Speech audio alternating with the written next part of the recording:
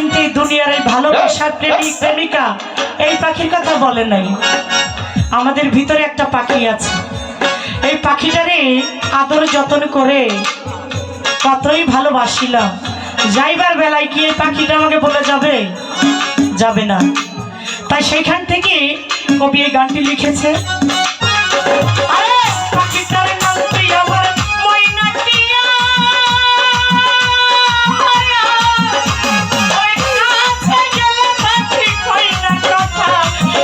আছে লোহার বেরি বাধা মানে না, আছে লোহার বেরি বাধা